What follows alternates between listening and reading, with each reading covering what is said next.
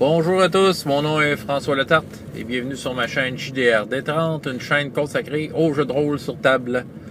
Alors aujourd'hui, vie de rôliste, dans lequel je vais partager quelque chose d'un peu plus personnel. Mon plan en 2016. Je sais que j'étais un peu en retard, là, on était au milieu du mois de janvier, là, puis qu'il y avait beaucoup de discussions sur ce sujet-là au début du mois, mais là c'est ça, je le fais là. Okay? C'est sûr que c'est plus personnel, parce que d'habitude, j'ai des sujets plus généraux sur lesquels je m'exprime librement. Mais là, c'est vraiment ce qui va se passer chez nous. Un peu mon plan pour cette année. Donc, premièrement, je vais essayer d'avoir une partie à la maison. Je dis bien essayer parce que là, c'est un peu un point tournant au niveau du groupe. L'an dernier, les joueurs que j'avais, changement de vie, déménagement, changement de travail, fait en sorte que là, je suis un peu en train de reformer un groupe, puis voir ce que ça va faire. Là, c'est ça. Mais, je vise à avoir quand même une partie à la maison, parce qu'il n'y a rien qui remplace ça, d'avoir du monde autour d'une table pour de vrai. J'aime beaucoup jouer en ligne. C'est très pratique d'ailleurs.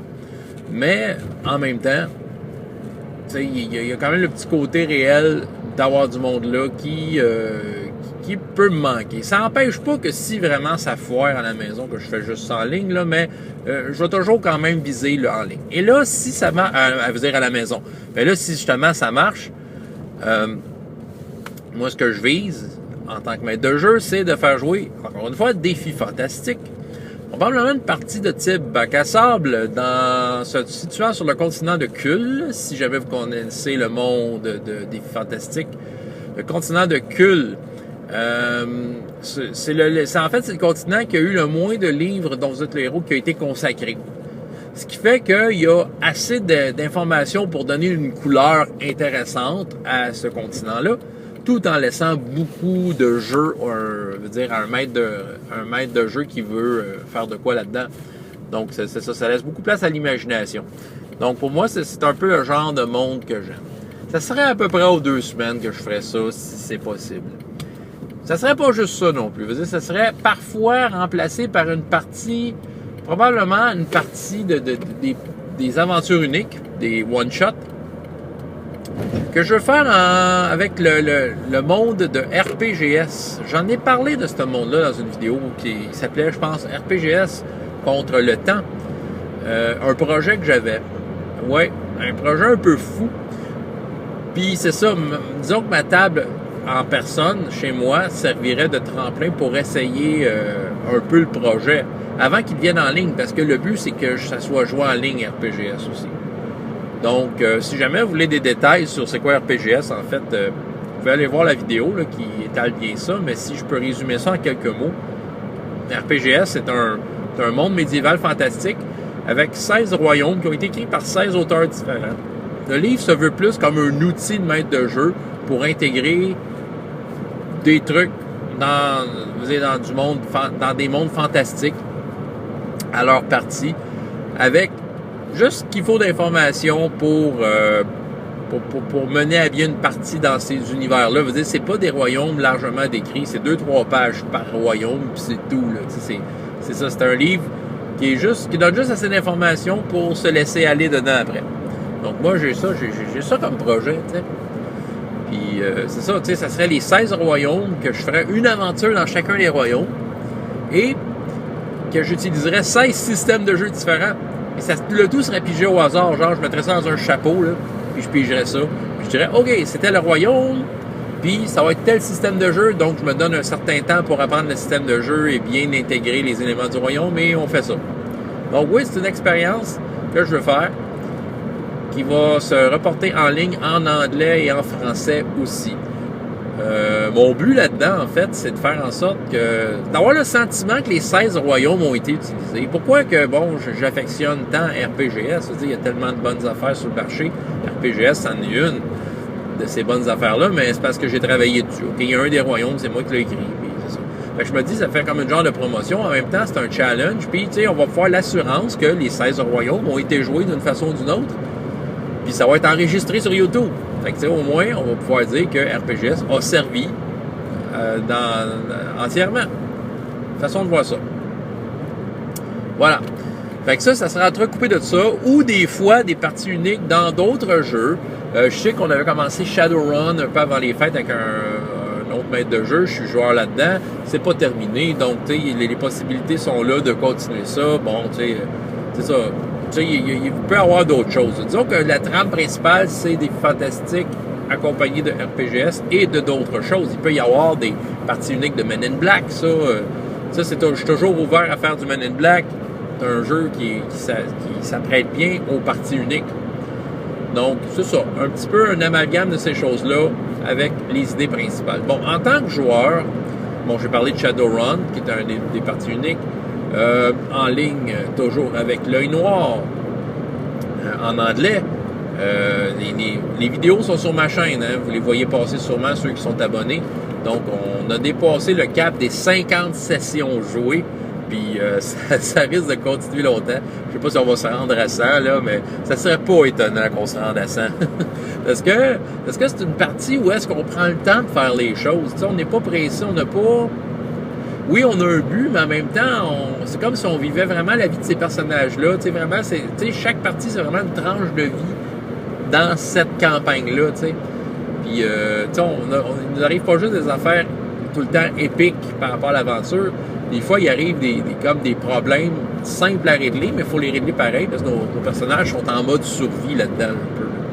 Puis non, je trouve ça intéressant. C'est ça, c'est intéressant. Puis tu sais, c'est sûr que moi, mon personnage, après 50 sessions, il est intégré, là, tu sais, puis on se connaît nos personnages de fond en comble. Voilà. En ligne maintenant, ben c'est sûr, j'ai des parties uniques qui sont prévues.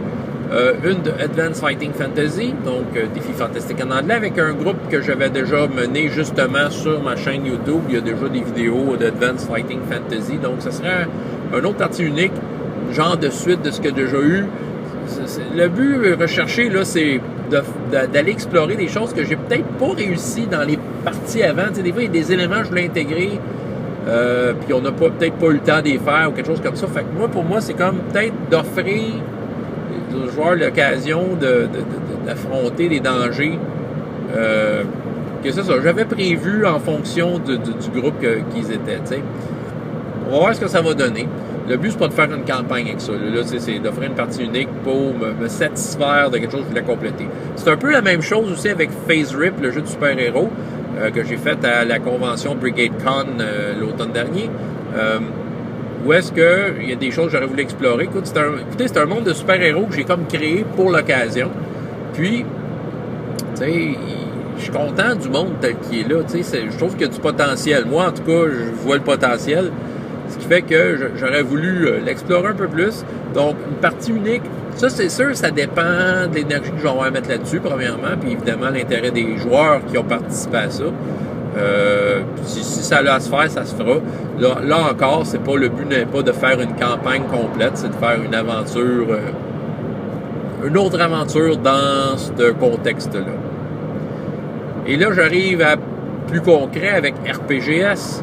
RPGS que je vais faire en français en ligne. Donc, je vais commencer à faire des parties occasionnelles en ligne en français sur ma chaîne, utilisant RPGS selon le plan que je vous ai décrit un peu plus tôt, selon le plan exposé dans ma vidéo RPGS contre le temps.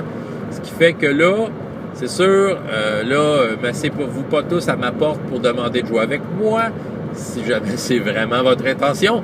Mais en temps et lieu, vous allez avoir les infos sur les dates que auront lieu les sessions, de quelle façon s'inscrire et tout le reste. Donc, en temps et lieu, vous allez être avertis. Et finalement, ça va être joué en anglais. RPGS étant un produit en anglais. Donc, le but, c'est de faire une promotion aussi en anglais. Donc, de faire le tour, comme j'ai dit, des 16 royaumes avec 16 systèmes différents. Donc, c'est ça. Vous allez voir ça aussi en anglais. Ouais, ben c'est ça. Quand je fais pas du jeu de rôle à la maison, à toutes les semaines, il y a quand même des événements, puis c'est ça, c'est souvent du jeu de société, jeu de plateau. Je commence à aimer ça de plus en plus. Il faut dire que là, tu sais, je suis dans une période de ma vie où j'ai pas vraiment de temps à mettre sur le jeu de rôle tant que ça. Tu sais, je peux pas faire des grosses campagnes. Et c'est peut-être pour ça que je fais pas du Donjons et Dragons et pas du Pathfinder, là. T'sais, si peut-être j'aurais beaucoup de temps devant moi, peut-être je me dirais, ouais, je pourrais l'essayer, Pathfinder, mais non, je ferais pas ça, parce que j'ai pas le temps. c'est des jeux qui demandent du temps. C'est des jeux qui demandent du temps, faut que tu t'assoies, que tu étudies tes règles, ça, j'en ai parlé souvent. Puis pas juste ça, faut que les joueurs soient très assidus là, aux parties. Tu peux pas avoir du monde qui viennent puis qui vont de même, parce que c'est long de monter un bonhomme. Puis, avant de vraiment savourer la progression d'un personnage, ça te prend une couple de parties.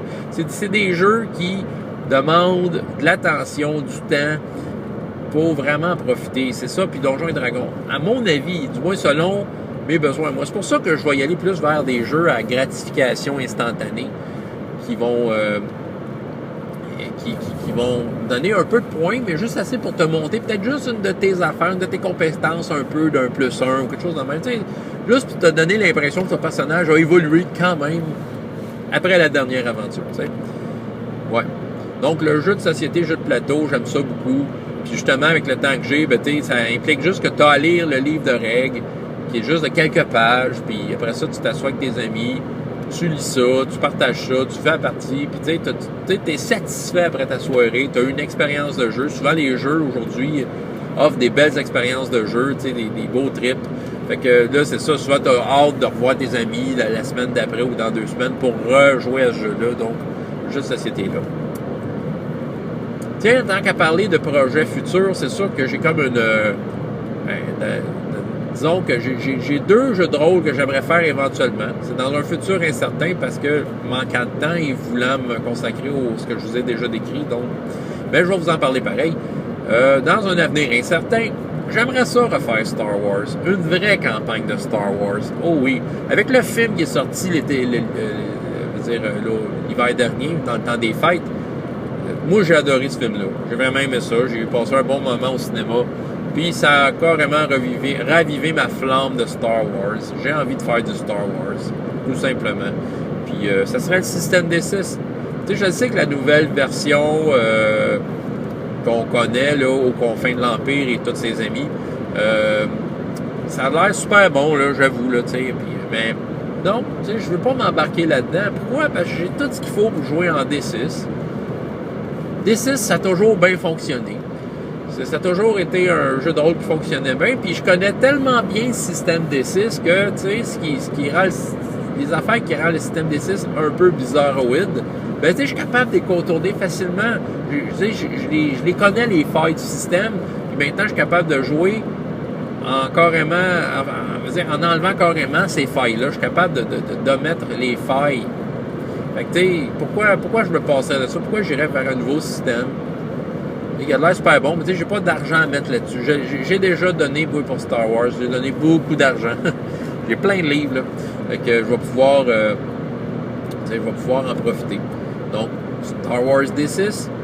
Et aussi, ça, c'est sûr que c'est encore dans un futur très incertain, parce que ça ne dépend pas juste du temps que j'ai, mais des joueurs que j'aurais. Ça serait de jouer du Elric, Stormbringer, Mournblade, c'est tout dans le même monde, les jeunes royaumes créés par Michael Moorcock, romancier. Écoutez, ça, c'est du médiéval fantastique sombre. Les joueurs sont pas en recherche de gloire et d'argent. S'ils atteignent ces buts-là, dans le jeu, ça fait partie de leur personnage, mais ils s'aperçoivent très vite que c'est très pâle en comparaison de ce qu'ils doivent vraiment chercher, c'est-à-dire quelle est leur place dans ce monde-là, quel est leur rôle à jouer dans le conflit cosmique. Parce qu'il y a un conflit cosmique qui vient jouer sur les vies des héros dans ce monde-là. Puis c'est très passionné, il y a beaucoup de combats, c'est super violent. Puis, il y a de quoi à faire.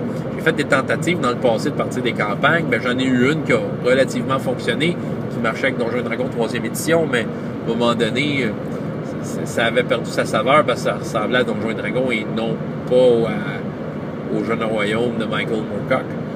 Puis j'ai fait une tentative il y a quelques années avec la version d'Elric de Mongoose.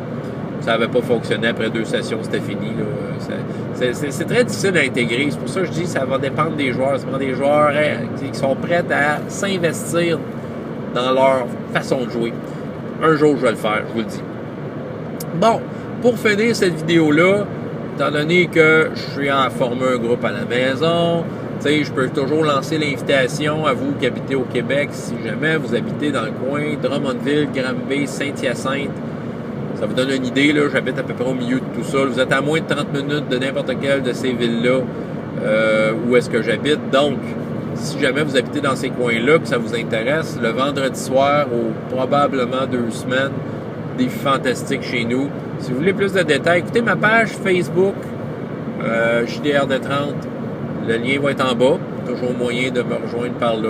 Parlez-moi-en, puis on regardera ce qu'on peut faire par rapport si ce que j'ai à vous offrir, en fait, peut vous plaire, évidemment.